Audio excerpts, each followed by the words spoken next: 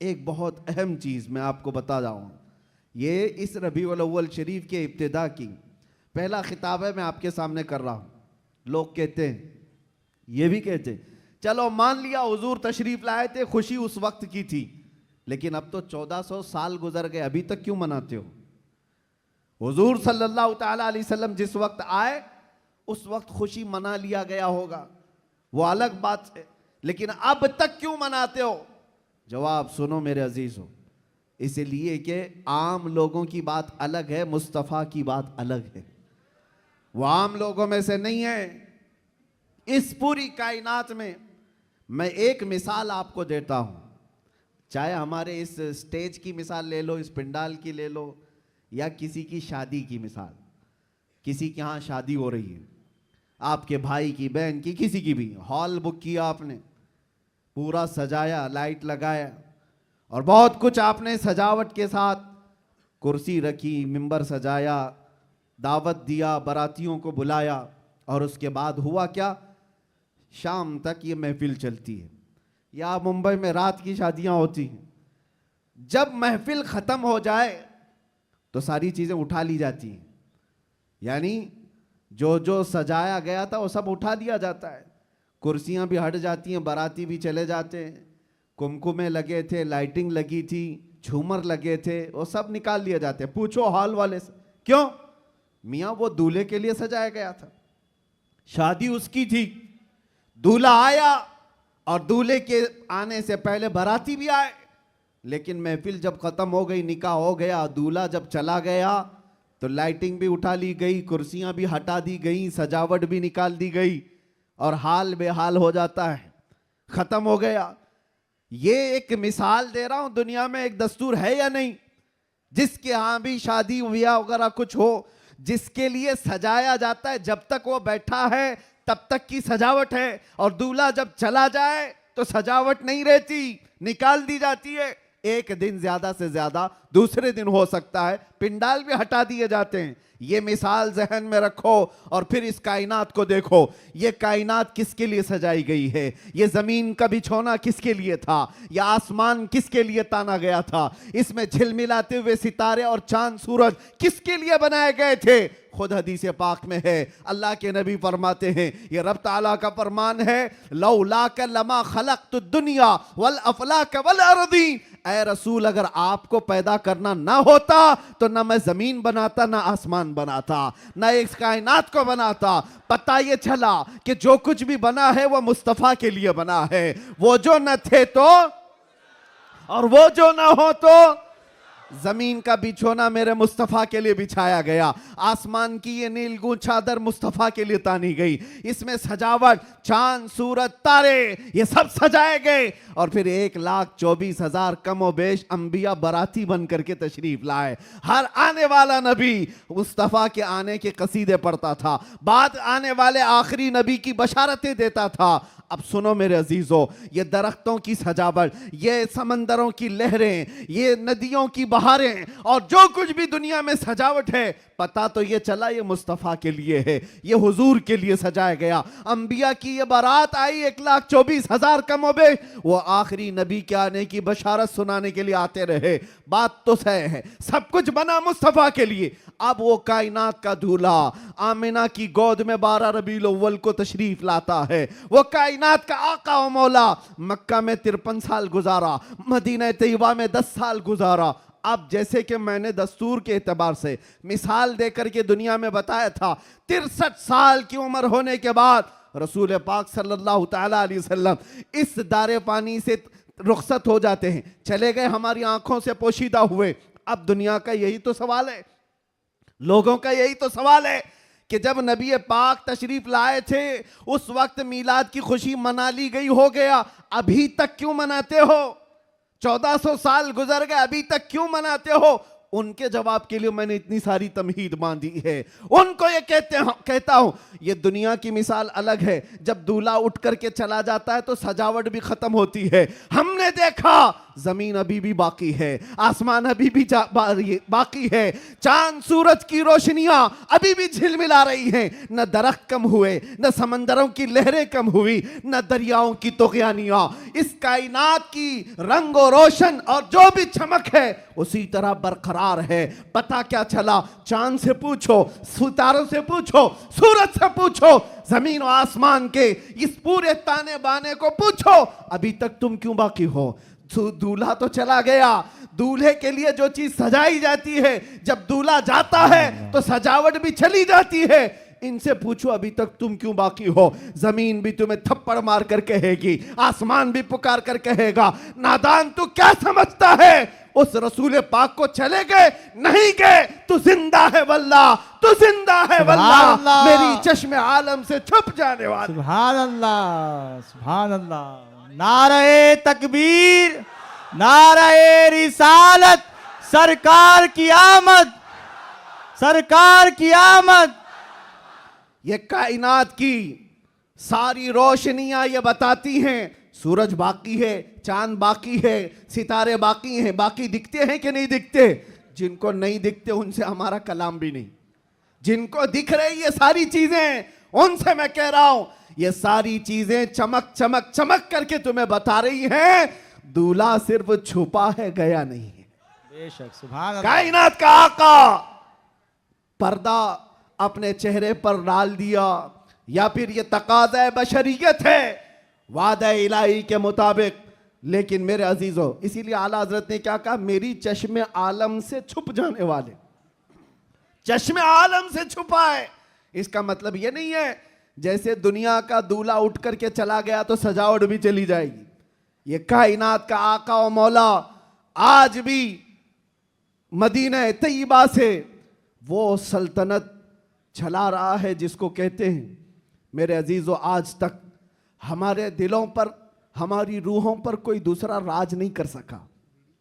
वो कोई और होंगे जो किसी के आगे पीछे घूमते होंगे, लेकिन सच बताऊं, करोड़ों मुसलमानों पर आज भी जिसकी हुक्मरानी है उसको कहा जाता है, आई नई हुकूमत सिक्का नया चलेगा, आई नई हुकूमत सिक्का नया चलेगा। आलम में रंग बदला सुबह शबे विलादत। सुभान अल्लाह। हुजूर की विलादत की सुबह से जो हुक्मरानी तब्दील हुई है वो क़यामत तक नहीं बदल सकती। हाँ, इलेक्शन सिलेक्शन ये सब चलते रहेंगे, रूहों पर और दिलों पर जिसकी हुक्मरानी है वो ताजदार मदीना सल्लल्लाहु अलैहि वसल्लम की है, आकाए कौनैन की है। इसीलिए मेरे मुर्शिद गिरामी हुजूर सय्यदी ताजुश शरिया रहमतुल्लाह ताला अलैह फरमाते हैं, जहां बानी अता कर दें भरी जन्नत हिबा कर दें। नबी मुख्तार कुल हैं, जिसे जो चाहे अता कर दे। नबी मुख्तार कुल हैं, जिसे जो चाहे अता कर दे। हाँ, एक शेर आपकी इस नात का है, नबी मुख्तार कुल हैं, जिसे जो चाहे अता कर दे। इसी तरह वो कहते हैं, जमीन को आसमां कर दे, सुरैया को सरा कर दे। ये कौन कर सकता है? जिसको अल्लाह ने वो हुक्मरानी अता की हो, वो बादशाही अता की हो। हमारा बादशाह वो ताजदार मदीना सल्लल्लाहु अलैहि वसल्लम की ही जात है हमारे। इसीलिए आला हजरत ने हुजूर सल्लल्लाहु ताला अलैहि वसल्लम के जो लक़ब हैं, उन अलक़ाब में एक लक़ब ये भी जिक्र किया है, मालिकु रिक़ाबिल उम्म, उम्मत के सारे इंसानों की गर्दनों का तन्हा मालिक, हम सब की गर्दनों का मालिक। और ये मसलक और ये मजहब किसने हमें सिखाया है? वो सहाबा ने सिखाया है। सब कुछ लुटाया हुजूर के दरबार में और ये कहा, जान दी हुई उसी की थी, हक तो ये है कि हक अदा ना हुआ। हम सब की गर्दनों का मालिक वो ताजदार मदीना सल्लल्लाहु ताला अलैहि वसल्लम की जात। और कुरान भी कहता है, अन्नबिय्यु औला बिल मुमिनीन मिन अनफुसिहिम, मोमिनों से उनकी जान से ज्यादा हकदार अल्लाह के नबी हैं। हमारी जान से ज्यादा हकदार कौन है? अल्लाह के नबी की जात है। तो जिसकी हमारे लिए इतनी ज्यादा इंपॉर्टेंसी आप समझ रहे हो, इतनी ज्यादा अहमियत हो, मियाँ उसकी मीलाद हम साल में एक बार थोड़ी ना, हर घंटे मनाएं तो भी कम है। कुछ लोग ये मुझसे सवाल भी कर रहे थे, मीलाद शरीफ 12 रबीउल अव्वल शरीफ को हर साल जिस तरह मनाया जाता है, इस साल भी मनाएं या नहीं मनाएं? मेरे अजीजों, इस साल क्या, हमारा मसलक तो ये कहता है हश्र तक डालेंगे हम। सुभान अल्लाह। इस साल की बात कर रहे हो, हश्र तक डालेंगे हम, पैदाइश मौला की धूम। अच्छा, ये सवाल किस लिए किया? उनको टेंशन था कि कहीं खलत मलत ना हो जाए, इधर उधर झगड़े फसादात की नौबत ना आ जाए, काला गोरा मिल ना जाए, सफेद और काले के इख्तिलात से मामलात खराब ना हो जाएं, क्योंकि मुंबई के हालात आप देख रहे हैं। इसलिए शायद किसी ने सवाल किया इस साल मनाना है कि नहीं मनाना है। अरे मियां, तुम हालात के मोमिन हो या अल्लाह पर ईमान लाए हुए हो? हालात के मोमिन हो। हालात इस तरह हर साल आते रहेंगे, हर महीने आते रहेंगे। हम तो वो मोमिन हैं जो बचपन से ये सलाम पढ़ते आ रहे हैं, मेरा लाशा भी कहेगा मैं वो सुन्नी हूं जमीले कादरी, मरने के बाद मेरा लाशा भी कहेगा। जब हम अपनी मस्जिदों से कहते लाशा भी कहेगा, अभी तो जिंदा है, अभी तो जिंदा है। किसने कहा तुमको कि मीलाद नहीं मना सकते, जुलूस नहीं निकाल सकते? अरे उन लोगों का, हुकूमत का, डिपार्टमेंट का जुलूस अपनी जगह पर, दीवानों का जुलूस अपनी जगह पर। सुभान अल्लाह, सुभान अल्लाह। हम किसी को दिखाने के लिए नहीं करना चाहते। हम जो कुछ भी करते हैं वो मेरे मुस्तफ़ा की इज्जत के लिए करते हैं। सुभान अल्लाह। अगर वो राजी हैं तो सब कुछ दुनिया हमारी है, और अगर वो रूठ गए तो तुम बड़े बड़े जुलूस निकाल करके भी कोई हासिल नहीं कर सकते, किसी तरह का कोई हुसूल नहीं। तो मैं ये कह रहा था, हश्र तक डालेंगे हम। आला हजरत क्या सिखाते हैं? हश्र तक डालेंगे हम पैदाइश मौला की धूम, मिसले फारस नजद के किले गिराते जाएंगे। हुआ क्या था?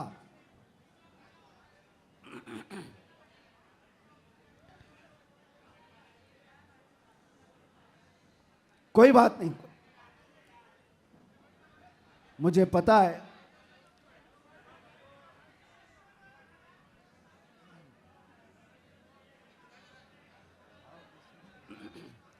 क्राउड ज्यादा है, जगह कम है। तवज्जो, आप तवज्जो रख रहे हैं? हाँ। जो लोग खड़े हैं वो खड़े रहने दें, जो बैठे हैं वो बैठे रहने दें।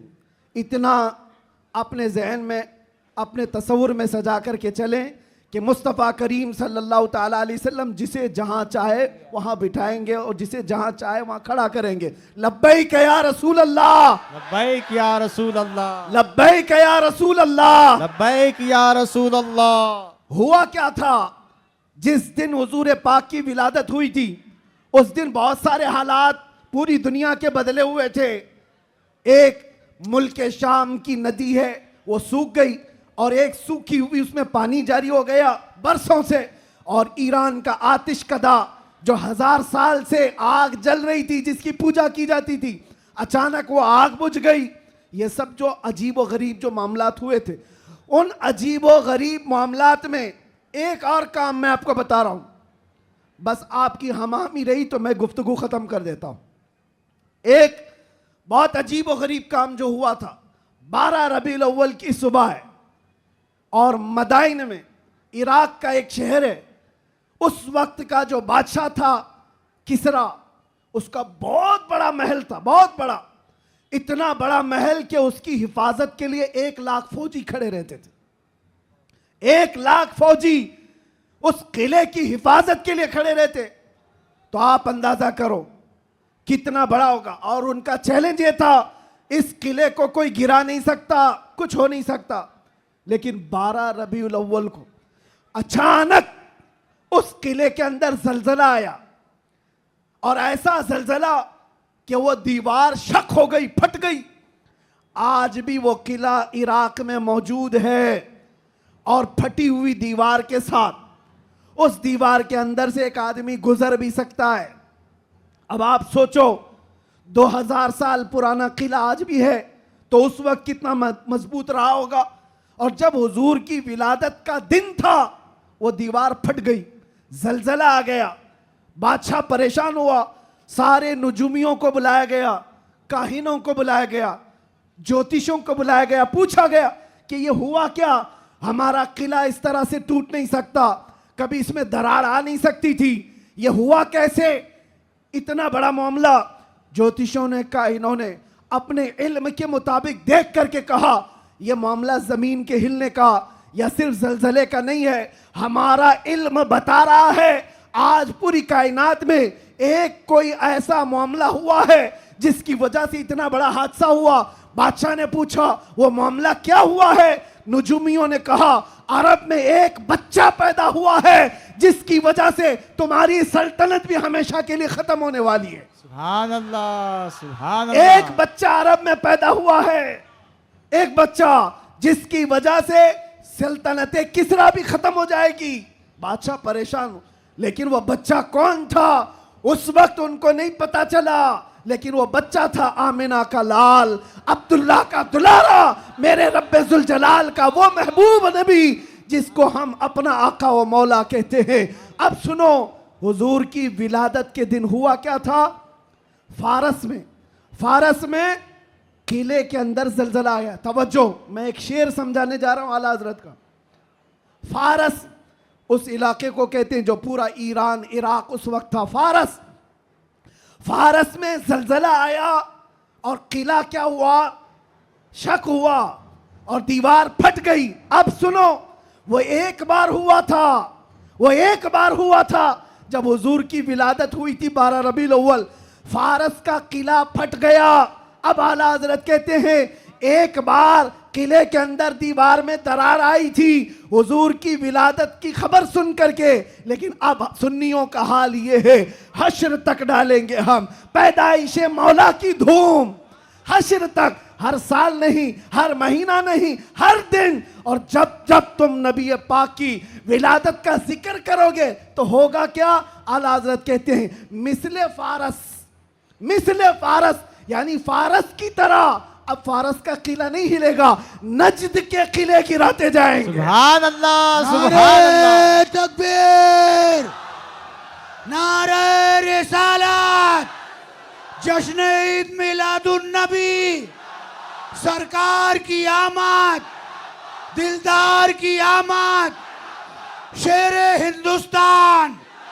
मुजाहिदे अहले सुन्नत। नजद के किले गिराते जाएंगे। क्यों कहा? इसलिए कि नजद के किलों में आज भी जलजला आता है तो जिक्र मुस्तफा से आता है।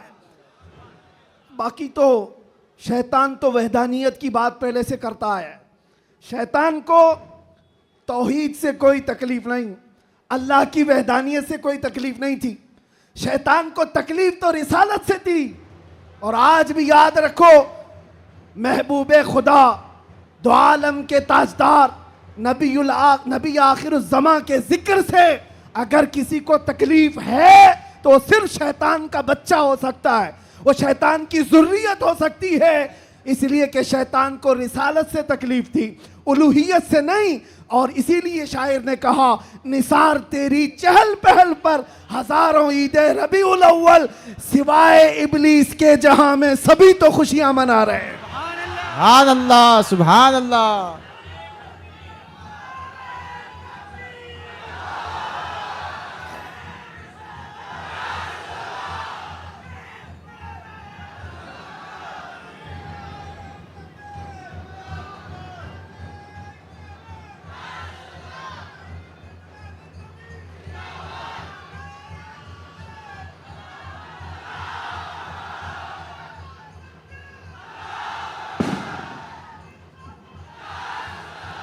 तवज्जो मेरे अजीजों, तवज्जो, सब जगह हमारी खुशियां हो रही हैं, आप टेंशन ना लो। जो भी आवाज है वो हुजूर पाक की खुशियों की ही आवाज है। अल्लाह, सुभान अल्लाह। नबी पाक सल्लल्लाहु ताला अलैहि वसल्लम की आमद की है, इसलिए कि हम ये मानते हैं जो कुछ भी है दुनिया में खुशी मनाने का सबब कुछ है, वो जो न थे तो और वो जो ना हो तो। अरे वो जान है वो जहान की, सिर्फ मुंबई की नहीं, जान है वो जहान की, और जान है तो जहान है। अकीदा है ना इस बात पर आपका? आप सुनो, तवज्जो इधर। इन दीवानों को हर जमाने में बहुत सारे लोगों ने मूव करने की कोशिश किया, टर्न करने की कोशिश किया, लेकिन जिसको हो दर्द का मजा नाजे दवा उठाए क्यों? एक बात, एक भी सर इस मजमे में बैठा हुआ अगर कोई गाने बाजे या कोई इंटरटेनमेंट के लिए तुम्हें बुलाए तो क्या हुजूर का जिक्र देखते देखते उस तरफ तवज्जो कर सकते हो? करोड़ों की दौलत एक तरफ, गुंबदे खजरा का हुस्न एक तरफ। सुभान अल्लाह। हमारी सुभान आंखों अल्लाह। में जो जमाले मुस्तफा है, हमने तो हुजूर पाक के अक्से जमील को देखा नहीं। अरे गुंबदे खजरा के जमाल पर हम अपनी आंखें कुर्बान करते हैं, हम अपनी जानें कुर्बान करते हैं। इसलिए मैं आपसे क्या कह रहा हूं, इन दीवानों को हर जमाने में तूफानों ने, आंधियों ने और बहुत सारी चीजों ने अपनी तरफ माइल करने की अगरचे कोशिश की होगी, लेकिन इकबाल क्या कहता है सुनो। इकबाल ये कहता है, दिया जाने कभी यूरोप के कलीसाओं में तो कभी अफ्रीका के तपते हुए सहराओं में, आ गया ऐन लड़ाई में गर वक्त नमाज, किबला रूहों के जमीन बोस हुई कौम हिजाज। एक ही सप में खड़े हो गए महमूद अयास, ना कोई बंदा रहा ना कोई बंदा नवाज। सुभान अल्लाह। सुभान अल्लाह। आवाज उनको नहीं जा रही है।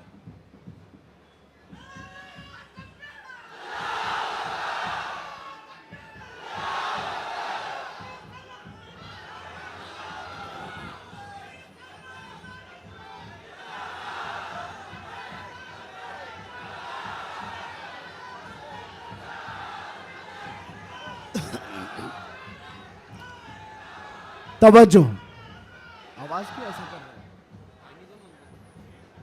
क्यों आवाज में तकलीफ है?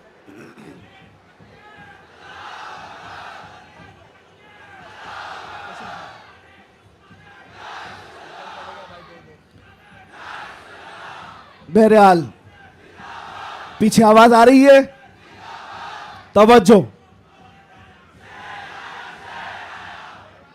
बस बस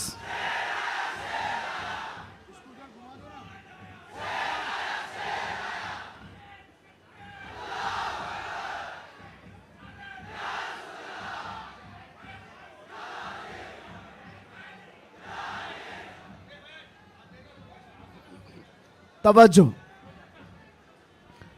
कोई बात नहीं, कोई बात नहीं, आप हजरात इस तरफ तवज्जो रखें।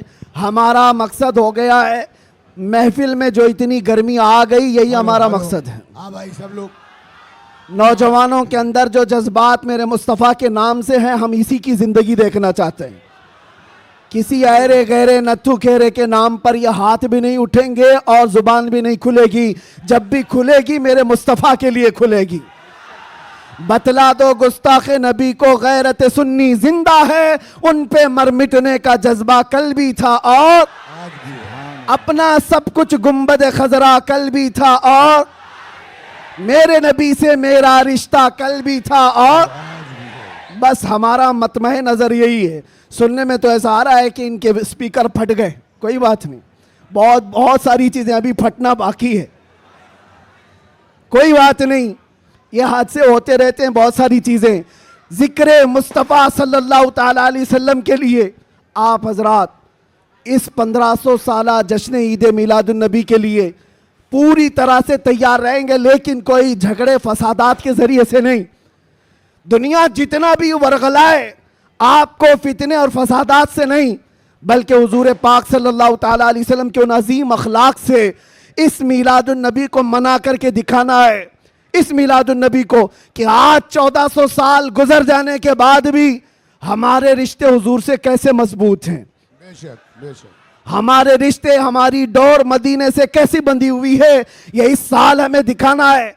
मेरे अजीजों, लोग टोपियां और दाढ़ियां उखाड़ने में रह गए, लेकिन वो बाल भी नहीं उखाड़ पाए।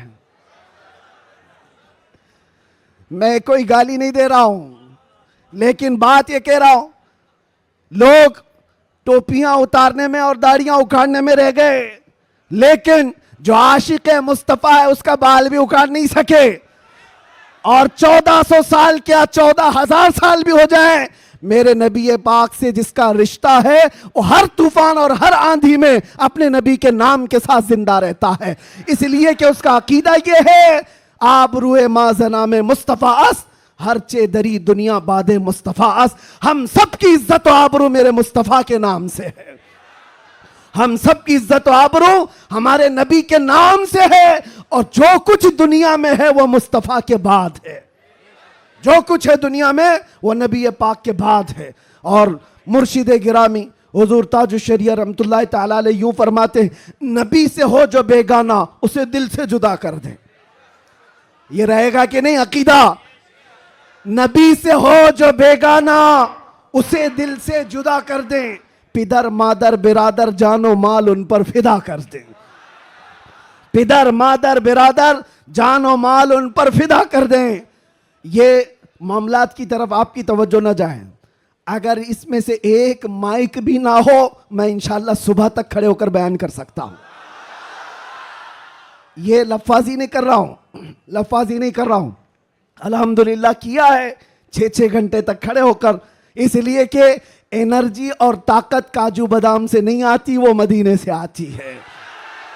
ये नाज ये अंदाज हमारे नहीं होते, झोली में अगर टुकड़े तुम्हारे नहीं होते, जब तक के मदीने से इशारे नहीं होते, रोशन मेरी किस्मत के सितारे नहीं होते।